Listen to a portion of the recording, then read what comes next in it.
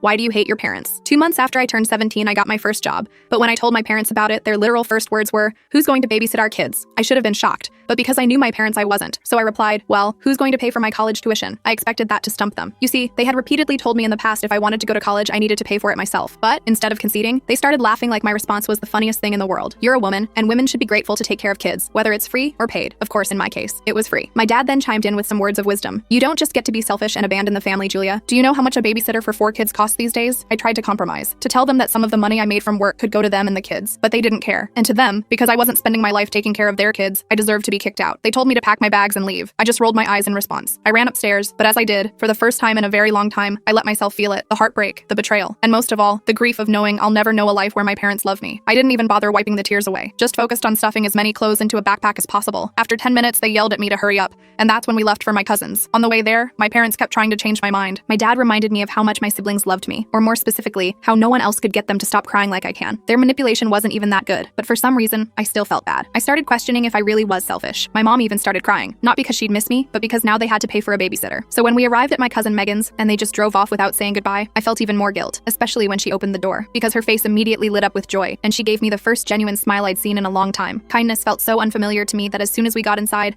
I immediately broke down in tears. Her face fell and she tried to console me. Well, kinda. "My love, why don't you just help your parents out a little?" Help? I've cut off friends, let my grades drop, sacrificed everything to constantly take care of their kids. I didn't mean to shout, but I couldn't help the anger inside me. I turned to face her with disgust at her suggestion, but that's when I saw a look of genuine shock on her face. "Your parents told me you were acting entitled and just didn't want to help out when you had nothing to do all day." I immediately started crying again, but this time it was in her arms. I told her the whole truth, why I ended up at her place, all while she held me and told me I would be safe under her roof. Surprisingly, she seemed anything but angry, but I would soon find out she was more than just angry. I ended up crying myself to sleep that afternoon. I didn't wake up until a few hours later, when I heard Megan yelling. It was in the room next door. When I heard the anger in her voice, I sat up immediately. She was usually a very shy, timid person, so hearing her like this was super unusual. It was obvious that she was talking to my parents. I couldn't make out what she was saying, but I could tell she was laying it on them. I remember feeling a genuine smile creep onto my face. It was the first time someone had stood up for me. When I heard her hang up, I lay back down and pretended to still be asleep. Not knowing I was awake, she started speaking out loud, something Megan hasn't done since I was a kid, but what she said made me shoot up. Apparently my parents had already found a new free babysitter. They had one available all along. This whole thing was just a ploy to kick me out of the house and get me out of the hair once and for all. After saying all this, Megan sighed and said I deserved better before heading to bed, and that's when I sat up. Because she was right, I did deserve better parents. And if I couldn't get it, then I at least deserved to have my get back. My plan was bulletproof. You know that one gossipy aunt every family has? Well, we have one too. And I texted her every tiny little juicy detail of everything that happened between me and my family. It ended up being a 1,400-word message. I immediately turned my phone off because I was terrified of the consequences. And the next morning, when I finally felt brave enough to turn it back on, my soul left my body, and I almost regretted what I did. Almost. I can't tell you what happened next in this video. The full story is on my channel.